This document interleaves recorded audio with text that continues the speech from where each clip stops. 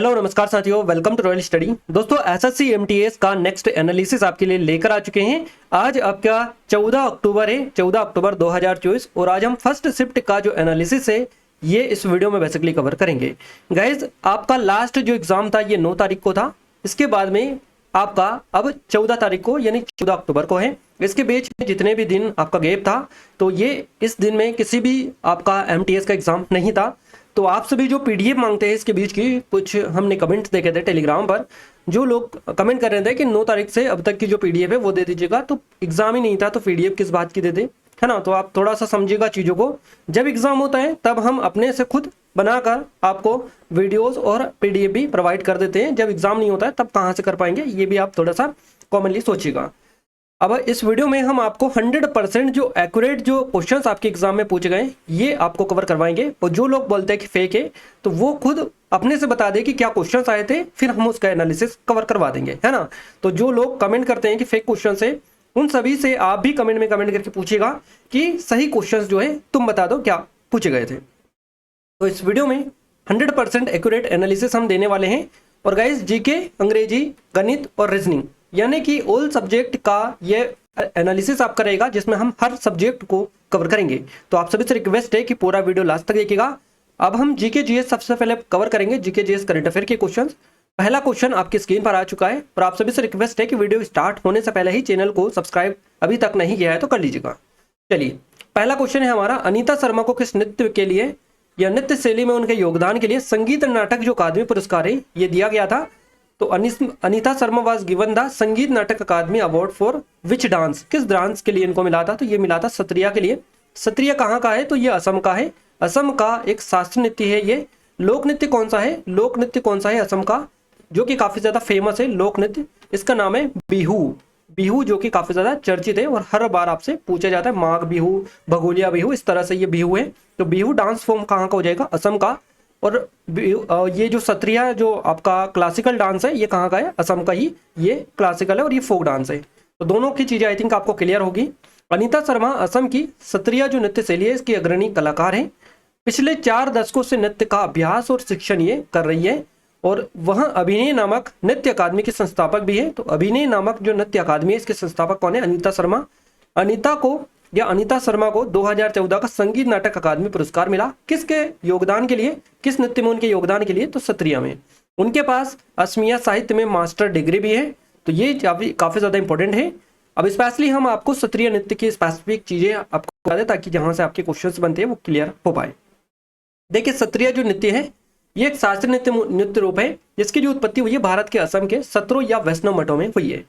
और किसके भक्ति प्रदर्शन के परिणाम स्वरूप इसकी उत्पत्ति हुई है, तो श्रीमंत शंकर देव इनका नाम है, शंकर देव। इनके भक्ति प्रदर्शन के बदौलत ही इस नृत्य की जो उत्पत्ति है ये वही है, ऐसा माना जाता है। ये एक सुंदर और अभिव्यंजक नृत्य शैली है जो अपने सुंदर आंदोलनों, जटिल फुटवर्क और अभिव्यंजक हाथ के इशारों की विशेषता है। सत्रिया नृत्य पारंपरिक रूप से पुरुष भिक्षुओं द्वारा किया जाता है, हालांकि हाल के वर्षों में महिलाओं ने भी नृत्य शैली सीखना और प्रदर्शन करना शुरू कर दिया है। गाइज ये टेक्स्ट बुक पर काफी अच्छा स्पेशल ऑफर आपके लिए चल रहा है। सिलेक्शन सीजन शेयर आपके लिए स्पेशली आ चुके हैं, जो लोग वेट कर रहे थे 14 टू 15 अक्टूबर के बीच में आपको इसका जो है लाभ मिल पाएगा। तो 14 तारीख और 15 तारीख यानी कि आज और कल 2 दिन आपके लिए स्पेशल ये सेल चल रही है और स्पेशल ऑफर है। इस ऑफर के तहत आपको भारी छूट यहाँ पर दी जा रही है। ईयरली जो पास प्रो है ये सिर्फ और सिर्फ आपको 439 रुपए में मिल रहा है। आपको कूपन कोड अप्लाई करना है RSD। अगर आप कूपन कोड अप्लाई करेंगे तो इससे भी कम प्राइस में आपको ये मिल जाएगा 439 यानी 439 रुपए है, इससे भी कम प्राइस में आपको ये मिल जाएगा, है ना। तो आप RSD जो कूपन कोड है ये एक बार जरूर से अप्लाई कर लीजिएगा और बेस्ट डिस्काउंट यहाँ से आपको मिल जाएगा इसकी मदद से। तो लिंक डिस्क्रिप्शन में एक बार जाकर जरूर से चेकआउट करेगा।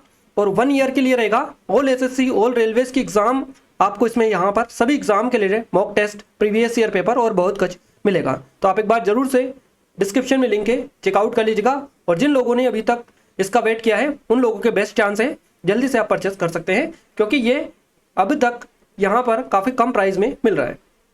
चलिए अगला क्वेश्चन है हमारा, मोपल विद्रोह कहाँ हुआ था, where did the Moplah rebellion take place. तो केरला करेक्ट आंसर आपका हो जाएगा। मोपल जो विद्रोह था ये हुआ था केरला में। 1921 का मोपल विद्रोह जो है केरल में हुआ था। मोपला जो विद्रोह है इसको 1921 के मोपला दंगों के नाम से भी जाना जाता है। तो मोपला दंगों से भी अगर क्वेश्चन बने तो ये 1921 में हुआ था। और ये 19वीं और 20वीं सदी की शुरुआत में मालाबार के जो ब्रिटिश है और हिंदू जमींदारों इनके खिलाफ केरल के मप्पिला मुसलमानों द्वारा दंगों की एक श्रृंखला की परिणति ये थी। और ये एक सशस्त्र विद्रोह था जिसका नेतृत्व किया था वरियाम कुन्नत कुंजा हमद हाजी कर थे। तो ये कर रहे थे इसका नेतृत्व। और मालाबार जो विद्रोह है जिसे मोपला विद्रोह के नाम से भी जाना जाता है, तो इसे मालाबार विद्रोह भी कहा जाता है। 1921 में केरल के मप्पिला मुसलमानों द्वारा किया गया एक सशस्त्र विद्रोह था। ये स्वतंत्रता सेनानी वरियाम कुन्नत और कुंजा हमद हाजी ने केरल के मालाबार क्षेत्र में अंग्रेजों के खिलाफ मोपला विद्रोह का नेतृत्व भी किया था। तो आपको याद रखना है। अगला क्वेश्चन पूछा गया आपसे कि भारत का पारंपरिक खेल कौन सा है। What is the traditional sports of India. तो ये हो जाएगा कबड्डी, शतरंज, खो खो, कुश्ती, गिल्ली डंडा, तीरंदाजी और गदा। इसके अलावा एक और यहाँ पर आता है कौन सा आपका मार्शल आर्ट, जो कि काफी ज्यादा फेमस है ना। तो ये सारे जो है भारत के पारंपरिक खेल है। इन्हीं में से एक ऑप्शन आपको दिया रखा होगा। ये एक और फॉर्मेट में ये क्वेश्चन बनता है कि बताइए भारत का पारंपरिक खेल निम्न में से कौन सा नहीं है। इस फॉर्मेट में भी क्वेश्चंस बनते हैं। 3 ऑप्शंस तो वह रहते हैं जो पारंपरिक होते हैं, एक जो नहीं रहता है तो वो आपको क्लिक करना था। तो दोनों फॉर्मेट में याद रखिएगा क्वेश्चंस को। देखिए भारत को कई पारंपरिक खेलों का उद्गम जो स्थान है ये माना जाता है, जो आज के समय में पूरी दुनिया में प्रसिद्ध है। कई प्रमुख पारंपरिक खेल जो भारत से उत्पन्न हुए उसमें तीरंदाजी, कबड्डी, खो खो, पोलो, शतरंज और मार्शल आर्ट बेसिकली शामिल है। भारत में खेल प्राचीन काल से आधुनिक काल तक परिवर्तन की विभिन्न अवस्थाओं से गुजरे हैं। और कबड्डी, शतरंज, खो खो, कुश्ती, गिल्ली डंडा, तीरंदाजी, गदा आदि परंपरागत खेलों के अलावा विभिन्न देशों के संपर्क में आने से भारत में क्रिकेट, जूडो और टेनिस जो बैडमिंटन है आदि खेलों का भी खूब जो है प्रचलन हुआ है। तो भारत के प्रमुख खेल कबड्डी जो है ये है। इसके अलावा cricket, badminton, judo, kho kho, शतरंज, तिलेर, बाघ बकरी, बिस्कुट, लंगड़ी, आइस और पाइस, गेंदा, घिप, डक्कल, गेंद तरी है ना, गेंद तरी और तिर्री पाती, जंजीर, चॉकलेट, हाथी छू और भस्मासुर, ये सभी है। तो इन सभी को भी आप एक नजर देख लीजिएगा। अगला क्वेश्चन पूछा गया आपसे, सोनल मानसिंह किस नृत्य शैली से संबंधित है। Sonal Mansingh is related to which dance style. तो करेक्ट आंसर भरतनाट्यम और ओडिसी आपका हो जाएगा। भरतनाट्यम और ओडिसी के लिए स्पेशली ये जो है फेमस है ना। तो याद रखना है आपको, सोनल मानसिंह भरतनाट्यम और ओडिसी में विशेषज्ञता रखने वाली एक प्रमुख भारतीय शास्त्रीय नृत्यांगना है। शास्त्रीय नृत्य को बढ़ावा देने में उनके योगदान के लिए उन्हें कई सारे राष्ट्रीय और अंतर्राष्ट्रीय संगठनों से प्रशंसा भी मिली है या इनको पुरस्कृत किया जा चुका है। तो 1992 को 1992 में पद्म भूषण की सबसे कम उम्र की प्राप्तकर्ता थी ये सोनल मानसिंह। इनसे क्वेश्चन आपके एग्जाम में हर बार ये पूछा जाता है, इसको अच्छे से याद रखिएगा कि 1992 में पद्म भूषण की सबसे कम उम्र की जो प्राप्तकर्ता थी इनका नाम क्या है, सोनल मानसिंह, याद रखना है। 2003 में सोनल जो है मानसिंह इनको पद्म भूषण से सम्मानित होने वाली पहली भारतीय महिला नर्तकी ये बनी है। तो ये क्वेश्चन भी आपका ज्यादातर पूछा जाता है कि 2003 में पद्म विभूषण से सम्मानित होने वाली पहली भारतीय महिला नर्तकी कौन है, इनका नाम है सोनल मानसिंह। अगला क्वेश्चन है, भारत और बांग्लादेश में क्या संबंध है। What is the connection between India and Bangladesh. तो करेक्ट आंसर आपका ये रहेगा, भारत और बांग्लादेश दक्षिण एशियाई पड़ोसी देश है और आमतौर पर उन पर दोनों के बीच संबंध जो है मैत्रीपूर्ण है। इसके अलावा भी यहाँ पर और कई सारे कारण हो सकते हैं। तो भारत और बांग्लादेश दक्षिण एशियाई पड़ोसी देश है और आमतौर पर उन दोनों के बीच जो है संबंध मैत्रीपूर्ण रहे। हालांकि कभी कभी सीमा जो विवाद है ये होते हैं। बांग्लादेश की सीमा 3 ओर से भारत के द्वारा ही आच्छादित है और ये दोनों देश सार्क, बिम्स्टेक और हिंद जो महासागर है इसके तटीय क्षेत्रीय सहयोग संघ और राष्ट्रकुल के सदस्य भी हैं। तो आपको थोड़ा सा देख लेना है। आई थिंक यहीं से आपको ऑप्शन बना हुआ। अगला क्वेश्चन है, बृहत कथा कोश पुस्तक के लेखक कौन थे। वो was the author of the books बृहत कथा कोश। तो करेक्ट आंसर हरिसेन हो जाएगा। बृहत कथा कोश पुस्तक के जो सही लेखक है इनका नाम हरिसेन है और हरिसेन एक संस्कृत विद्वान और कवि थे जो 4वीं शताब्दी ईस्वी के में निर्वाह जो है ये करते रहते थे। तो बृहत कथा कोश प्राचीन भारतीय लोक कथाओं और किंवदंतियों का एक संग्रह है। बेसिकली हरिसेन गुप्त वंश के राजा समुद्रगुप्त के दरबारी कवि थे। क्वेश्चन यहाँ से आपका पूछा जा चुका है कि जो है समुद्रगुप्त के दरबारी कवि कौन थे, तो हरिसेन थे। क्लियर है। लक्ष्मीधर 19वीं सदी में के बंगाली लेखक थे जिन्होंने समान नाम से एक पुस्तक लिखी, कथाकोश। तो राजशेखर 10वीं सदी के संस्कृत कवि और नाटककार थे जो अपने नाटकों और कविताओं के लिए स्पेशली जाने जाते थे।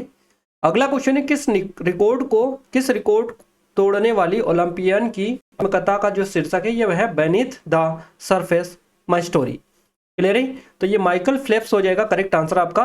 Beneath the surface my story अमेरिकी जो तैराक है और रिकॉर्ड तोड़ने वाले ओलंपियन माइकल फेल्प्स की आत्मकथा है ये। माइकल फेल्प्स ने ओलंपिक में सबसे ज्यादा स्वर्ण पदक जीतने का रिकॉर्ड बनाया और इस पुस्तक में उन्होंने अपनी व्यक्तिगत पेशेवर जीवन के संघर्षों, उपलब्धियों और मानसिक स्वास्थ्य के मुद्दों पर बात की है।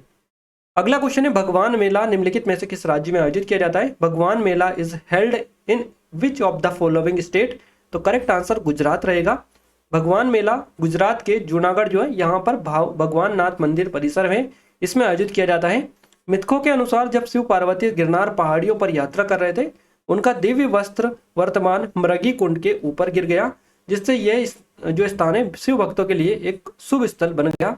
जूनागढ़ शहर से कुछ किलोमीटर की दूरी पर मेला जो है मैदान गिरनार पर्वत पर है, तो इसीलिए इसको भगवान मेला के नाम से भी आई थिंक जाना जाता है। अगला क्वेश्चन है, महानदी कहाँ से निकलती है? तो ये बेसिकली सिवहा नामक स्थान है यहाँ पर छत्तीसगढ़ में, रायपुर छत्तीसगढ़, यहाँ से ये निकलती है। तो रायपुर छत्तीसगढ़ से निकलती है। Where does Mahanadi originate from? तो रायपुर छत्तीसगढ़ करेक्ट आंसर रहेगा। महानदी का जो उद्गम है ये रायपुर छत्तीसगढ़ से होता है और महानदी मध्य भारत में बहने वाली एक नदी है जो दक्षिण पूर्व जो छत्तीसगढ़ है राज्य की पहाड़ियों से निकलती है। इसकी कुल लंबाई 858 किलोमीटर यानी कि 533 मील है। इस नदी का जो उद्गम स्थल है छत्तीसगढ़ के सिवहा जो पर्वत है यहाँ से होता है और ये नदी छत्तीसगढ़, मध्य प्रदेश, उड़ीसा राज्यों से होकर बहती है। सबसे बड़ा जो बांध है हीराकुंड बांध इसी नदी पर निर्मित है। नेक्स्ट है, जालो मुख्य रूप से किससे संबंधित है? वो आर जालो मैनली रिलेटेड टू? तो करेक्ट आंसर मेवाड़ की वीरांगना महारानी पद्मिनी से इसका संबंध है। जालो का संबंध मेवाड़ की वीरांगना महारानी पद्मिनी से है। कहा जाता है कि अलाउद्दीन खिलजी ने 1303 में चित्तौड़ का जो किला इस पर हमला किया था और इस हमले के बाद राजा रतन सिंह वीरगति को प्राप्त हुए। इसके बाद रानी पद्मिनी ने हजारों महिलाओं के साथ जौहर कर लिया। जब खिलजी पद्मिनी को देखने पहुंचा तो उसे केवल राख ही मिली थी। अगला क्वेश्चन है आपका, जनगणना के अकॉर्डिंग साक्षर व्यक्ति कौन है? Who are the literate person according to the census. तो करेक्ट आंसर आपका हो जाएगा 7 साल या उससे ज्यादा उम्र का व्यक्ति साक्षर माना जाता है जो किसी भी भाषा को पढ़कर या समझकर लिख सकता है या लिखता है। क्लियर? तो जो किसी भी भाषा को पढ़कर या समझकर पढ़ और लिख सकता है वो बेसिकली साक्षर है या बेसिकली लिटरेट है ना? तो याद रखना है, person of 7 year and age of or above is considered literate who can read and write any language by understanding। Clear है? तो वो व्यक्ति बेसिकली लिटरेट या साक्षर माना जाता है। 1991 से पहले की जनगणनाओं में 5 साल से कम उम्र के बच्चों को अनिवार्य रूप से निरक्षर माना जाता था। जो लोग अंधे हैं लेकिन ब्रेल में पढ़ सकते हैं उन्हें भी साक्षर माना जाता है। तो साक्षरता जो है वयस्क साक्षरता कक्षाओं या किसी भी गैर औपचारिक शिक्षा प्रणाली के जरिए भी हासिल की जा सकती है। 2011 की जनगणना के मुताबिक भारत की जो साक्षरता दर है ये 74.04% थी। क्लियर है? और ये गाइस हमारी एसएससी एमटीएस की स्पेशल टेस्ट सीरीज है जो कि सिर्फ और सिर्फ 49 रुपए में आपको मिल रही है, लिमिटेड टाइम। अगर अभी तक आपने इनरोल नहीं किया है तो कर लीजिएगा, डेमो चेकआउट कर सकते हैं, डिस्क्रिप्शन में लिंक आपको मिल जाएगी। 500 से अधिक टेस्ट है यहाँ पर, 25+ फुल लेंथ टेस्ट है, FLT और chapter wise sectional test, subject wise, topic wise सारा कुछ डला है, नए पैटर्न पर बेस्ड है। अगर अभी तक आपने इनरोल नहीं किया है तो कर लीजिएगा, बेस्ट चांस है, बेस्ट आपके लिए है। तो आप सभी इस नंबर पर भी कांटेक्ट कर सकते हैं अगर आपको कोई दिक्कत आ रही, कुछ डाउट वगैरह है तो। डिस्क्रिप्शन में आपको लिंक मिल जाएगी, आप जाकर चेकआउट कर सकते हैं, आपको वहां पर डिस्काउंट जो है मिल रहा है। अब बात करते हैं हम इंग्लिश की गाइस। जैसा कि हमने आपको बताया कि हम इस वीडियो में चारों सब्जेक्ट को कवर यहाँ पर करेंगे। इंग्लिश की बात करते हैं तो इंग्लिश में देखिए 1 वर्ड से क्वेश्चन आपका पूछा गया। एक क्वेश्चन आपसे 1 वर्ड का आया था, क्लोज टेस्ट से क्वेश्चन बनाए, ईरर से 3 से 4 क्वेश्चन आपके बेसिकली पूछे गए हैं, आइडियम फ्रेसेस से एक क्वेश्चन बना है आपका, एंटोनियम सिनोनियम से, तो एंटोनियम से एक क्वेश्चन है, सिनोनियम से 2, यानी कि एंटोनियम से 2 क्वेश्चन है और सिनोनियम से एक क्वेश्चन आपका पूछा गया है। फिलर से भी 1 से 2 क्वेश्चंस बने, इनकरेक्ट वाला एक क्वेश्चन आपका आया था और फिल इन द ब्लैंक से भी क्वेश्चन आपका पूछा गया है। हो सकता है कोई और भी टॉपिक आपका इंग्लिश में देखने को मिला हो, बट हमें जितना मिल पाया हमने आपको बताने में आपकी हेल्प की है, तो आप भी थोड़ा सा कॉपरेट करके चलिएगा चीज़ों को। चलिए मैथ्स की बात करते हैं। अब मैथ्स में अलजेब्रा से एक क्वेश्चन पूछा गया, 2D 3D से भी आई थिंक क्वेश्चंस बनाए, मेंसुरेशन से बता रहे थे। सिंबल चेंज वाले 2 क्वेश्चंस देखने को मिले हैं। प्रतिशत से आपका परसेंटेज से 2 क्वेश्चन है। प्रॉफिट एंड लॉस से 1 क्वेश्चन है आपका। एसआई से 1 से 2 क्वेश्चन पूछे गए। एवरेज से 1 से 2 क्वेश्चन है आपका। इसके अलावा नंबर सिस्टम से 1 से 2 क्वेश्चन है। एलसीएम एचसीएफ से 1 क्वेश्चन है। सिंप्लीफिकेशन से 2 क्वेश्चन पूछे गए। रेशियो से 1 है। पाइप एंड टंकी से 1 क्वेश्चन है। ट्रेन से 1 क्वेश्चन है। एजेस वाले जो क्वेश्चन है, एज वाले, ये एक आपका पूछा गया एजेस वाला, है ना। तो 1 क्वेश्चन एज वाला है आपका। रीजनिंग में बात करें तो पेपर फोल्डिंग से 1 क्वेश्चन है। सीरीज से 2 क्वेश्चन है। वेन डायग्राम से 2 क्वेश्चन है। एनालॉजी से 1 क्वेश्चन है आपके। और ये जो डाइस है, डाइस 5 है, इनसे 2 क्वेश्चन बेसिकली बने हैं डाइस से। क्लियर है। स्लोज में से आपके 2 क्वेश्चन है। कोडिंग डिकोडिंग से 2 से 3 क्वेश्चन है। मिरर इमेज से 1 से 2 क्वेश्चन है आपके। काउंटिंग फिगर से 1 क्वेश्चन पूछा गया। मिसिंग नंबर से 1 क्वेश्चन है। और फिगर सीरीज से 2 से 3 क्वेश्चन पूछे गए। तो यहाँ पर हमने आपको ऑल ओवर रिव्यू आपको दे दिया है कि आपका जीके में एग्जैक्ट क्वेश्चंस बता दिए, कहाँ से कितने कैसे क्वेश्चंस बने हैं। इसके अलावा हमने आपको इंग्लिश का भी बता दिया है। इंग्लिश में भी जो आपके क्वेश्चंस जिस टॉपिक से पूछे गए हैं। मैथ्स में भी हमने आपको टॉपिक कवर करवा दिए, कहाँ कहाँ से क्वेश्चंस बने हैं। और रीजनिंग में भी आपको हमने जो है कवर करवा दिया कि किस किस टॉपिक से आपके एग्जाम में क्वेश्चंस बने हैं। तो हमने ऑल और आपको चारों सब्जेक्ट का यहाँ पर इस वीडियो में रिव्यू दिया है कि किस तरीके से आपका जो है पेपर आज पूछा गया है और कहाँ कहाँ से क्वेश्चंस आए। आई थिंक यहाँ से आपको काफ़ी ज़्यादा हेल्प मिली होगी। आप सभी से रिक्वेस्ट है कि इस वीडियो को ज़्यादा शेयर करें, लाइक करें। और अगर आप चाहते हैं कि इसी फॉर्मेट में हम डेली बेसिस पर आपको एनालिसिस कवर करवाते रहें, तो इस वीडियो को ज़्यादा शेयर करिएगा, ज़्यादा लाइक करिएगा, ताकि हम नेक्स्ट जो वीडियो लेकर आए इसी फॉर्मेट पर आपके लिए लेकर आएँ। और आप सभी अगर आप चाहते हैं कि SSC की जो लोग नए हैं और अभी हमसे अभी जुड़े हैं, उनके लिए बेस्ट चांस है SSC MTS के टेस्ट सीरीज से, क्योंकि यहाँ पर ये सिर्फ उन 50 रुपये में मिल रही, लिमिटेड टाइम है। अगर अभी तक आपने इनरोल नहीं किया तो कर सकते हैं, डेमो चेकआउट कर लीजिएगा। 500 से अधिक टेस्ट यहाँ पर देखने को मिल जाएंगे। लेटेस्ट पैटर्न पर बेस्ड है।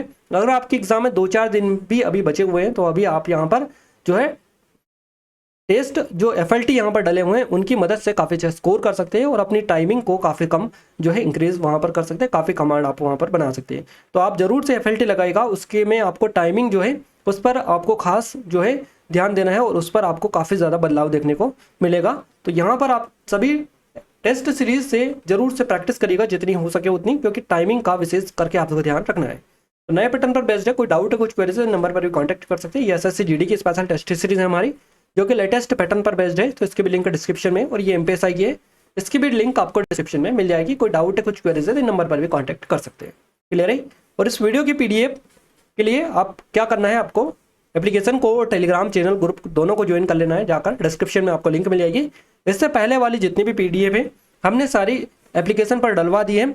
स्टडी मटेरियल करके आपको एक ऑप्शन मिलेगा, उस पर आप क्लिक करेंगे तो वहाँ पर आपको SSC MTS एनालिसिस करके मिलेगा। उस पर जाकर चेकआउट कर लीजिएगा।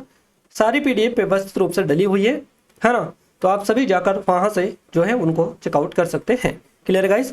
और आप सभी से रिक्वेस्ट है कि जिन लोगों ने अभी तक चैनल को सब्सक्राइब नहीं किया उन सभी से कि चैनल को सब्सक्राइब आप जरूर से कर लीजिएगा और बेल आइकन को ऑल पर सेलेक्ट करके रखिएगा, ताकि जो भी नया वीडियो आएगा सबसे पहले आप सभी को उसका नोटिफिकेशन मिल जाएगा। क्लियर है। तो मिलते हैं हमारी नेक्स्ट स्टडी वीडियो में, तब तक के लिए जय हिंद, वंदे मातरम।